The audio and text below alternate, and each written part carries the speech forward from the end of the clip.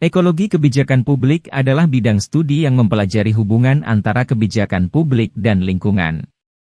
Tujuannya adalah untuk mempromosikan kebijakan publik berkelanjutan yang mempertimbangkan dampaknya pada lingkungan dan ekosistem.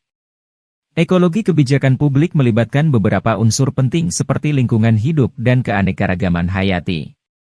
Perubahan iklim merupakan tantangan global yang harus dihadapi dan menjadi bagian penting dari kebijakan publik. Partisipasi publik, inovasi dan teknologi juga dapat memainkan peran penting dalam menciptakan solusi yang lebih berkelanjutan. Kebijakan publik harus didasarkan pada pembangunan berkelanjutan, kerjasama internasional, dan penerapan hukum dan kepatuhan. Contoh kasus ekologi kebijakan publik, biasanya meliputi isu perubahan iklim dan keanekaragaman hayati, dengan solusi yang berbeda-beda. Menurut Thomas R.D., di dalam teori ekologi terdapat beberapa unsur. Unsur-unsur yang dimaksud adalah seperti berikut.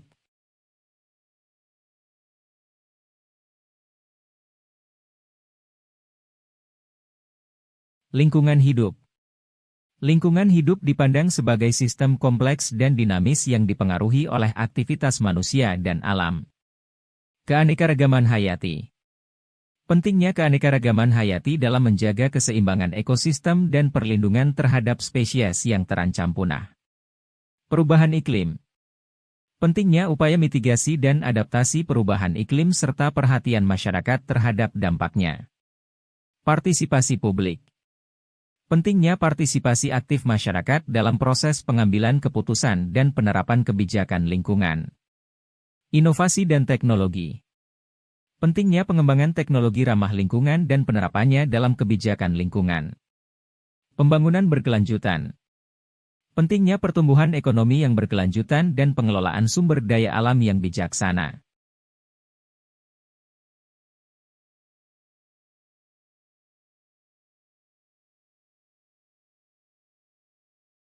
Teori pilihan rasional. Thomas R. Dia adalah seorang ahli teori politik yang mengembangkan teori pilihan rasional dalam politik. Teori ini mengasumsikan bahwa individu membuat keputusan berdasarkan utilitas mereka sendiri dan berusaha untuk memaksimalkan keuntungan mereka. Teori ini dapat diaplikasikan pada analisis kebijakan publik dan dapat dilihat dalam kehidupan sehari-hari. Seperti ketika seseorang memutuskan untuk membeli suatu produk. Teori pilihan rasional menyatakan bahwa individu harus menghitung manfaat dan biaya dari semua pilihan yang tersedia, dan memilih salah satu yang memberikan manfaat terbesar dengan biaya terkecil. Sambil memperhitungkan faktor-faktor yang mungkin tidak dipertimbangkan. Teori pemilihan rasional merupakan teori yang digunakan untuk menjelaskan bagaimana keputusan dibuat dalam konteks kebijakan publik. Teori ini mencakup 4 unsur yaitu asumsi rasionalitas manusia, pertimbangan alternatif, pengambilan keputusan berdasarkan pertimbangan utilitas, dan prinsip pemilihan yang tepat.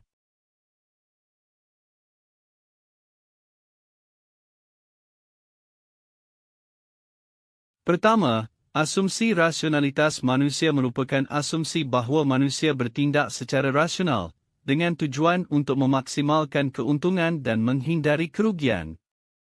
Dalam konteks kebijakan publik, asumsi ini menyatakan bahawa para pengambil keputusan selalu mempertimbangkan manfaat dan biaya dari setiap alternatif kebijakan yang tersedia sebelum membuat keputusan.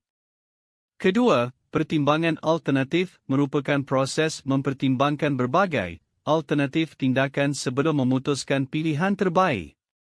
Dalam konteks kebijakan publik, pertimbangan alternatif mencakup analisis terhadap setiap alternatif kebijakan yang dapat diambil untuk mengatasi suatu masalah atau mencapai tujuan tertentu. Ketiga, pengambilan keputusan berdasarkan pertimbangan utilitas merupakan proses pengambilan keputusan yang didasarkan pada pertimbangan terhadap manfaat dan biaya dari setiap alternatif tindakan. Dalam konteks kebijakan publik, pengambilan keputusan berdasarkan pertimbangan utilitas mencakup analisis terhadap manfaat yang dapat diperoleh dari kebijakan yang diambil, serta biaya yang harus dikeluarkan untuk mengimplementasikannya. Keempat, Prinsip pemilihan yang tepat merupakan prinsip bahawa keputusan yang diambil harus mencerminkan preferensi yang paling disukai oleh pemilih, dan keputusan yang diambil harus dapat meningkatkan kesejahteraan umum. Dalam konteks kebijakan publik, prinsip ini menyatakan bahawa keputusan yang diambil haruslah didasarkan pada analisis rasional yang menghasilkan pilihan yang paling efektif dan efisien dalam mencapai tujuan tertentu.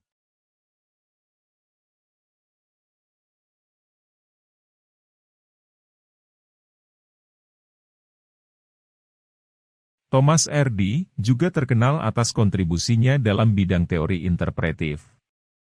Pendekatan ini digunakan untuk memahami bagaimana manusia memberi makna pada tindakan mereka dalam lingkungan sosial, termasuk politik. Teori ini mengakui bahwa realitas sosial dibentuk oleh persepsi individu dan interaksi sosial, dan menekankan pentingnya mempertimbangkan konteks sosial dan menggunakan penelitian kualitatif untuk memahami fenomena politik dari perspektif interpretatif.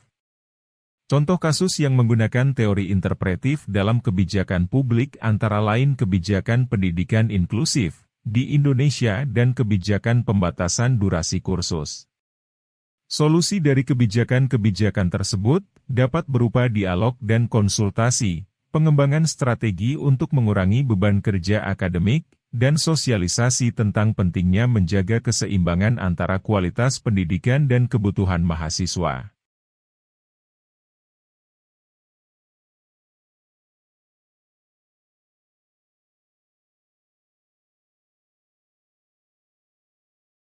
Berdasarkan buku yang ditulis beliau mengemukakan beberapa unsur yang terdapat dalam teori interpretif. Unsur yang terdapat adalah seperti berikut. Yang pertama adalah interpretasi, yaitu sebuah proses memahami dan memberi arti pada fakta atau masalah yang ada. Dalam konteks kebijakan publik, interpretasi mencakup memahami berbagai perspektif dan sudut pandang dalam memahami sebuah masalah atau kebijakan. Kedua adalah makna, yang merujuk pada bagaimana seseorang memahami dan memberi arti pada sesuatu. Dalam konteks kebijakan publik, makna mencakup pemahaman yang berasal dari pengalaman, nilai, keyakinan, dan pandangan yang berbeda-beda dari masyarakat. Ketiga yaitu konstruksi sosial, yaitu pemahaman bahwa realitas sosial yang ada di sekitar kita tidaklah objektif, melainkan dipengaruhi oleh banyak faktor yang bersifat sosial, budaya, dan politik. Keempat, konteks sosial dan budaya, yang juga merupakan unsur penting dalam teori interpretif.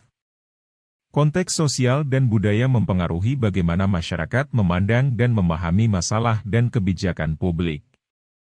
Kelima, interpretasi pemangku kepentingan, yang merujuk pada pemahaman berbagai pihak yang terlibat dalam sebuah masalah atau kebijakan publik, termasuk pemangku kepentingan seperti pemerintah, masyarakat, bisnis, dan organisasi masyarakat sipil.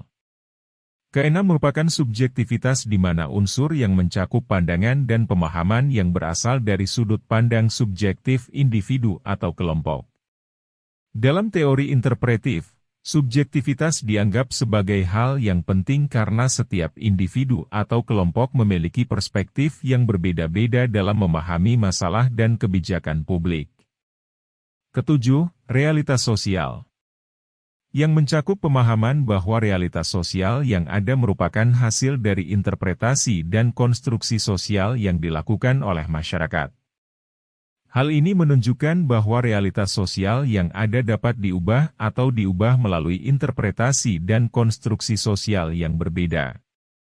Dan yang terakhir adalah kritik, merupakan unsur penting dalam teori interpretif karena mencakup evaluasi terhadap interpretasi yang telah dilakukan.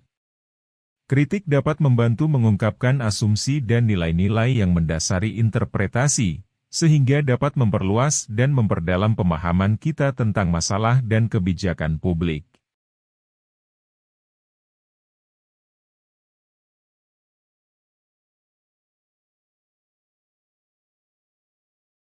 Teori pendekatan sistem dari Thomas Hardy menyatakan bahwa kebijakan publik harus dipahami dan dijelaskan dengan melihat sistem secara keseluruhan, dan bukan hanya melihat bagian-bagiannya saja.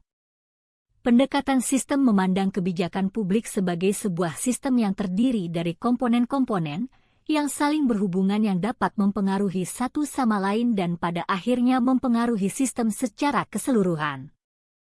Komponen-komponen tersebut meliputi sistem itu sendiri, komponen-komponen yang membentuk sistem, interaksi antar komponen, input, output, lingkungan, dan umpan balik. Teori ini digunakan dalam berbagai disiplin ilmu seperti politik, ekonomi, manajemen, dan sosiologi dan bermanfaat dalam memahami fenomena politik dan kebijakan publik.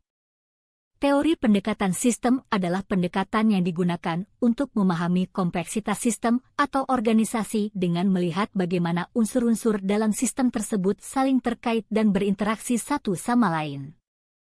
Teori ini mencakup beberapa unsur, antara lain.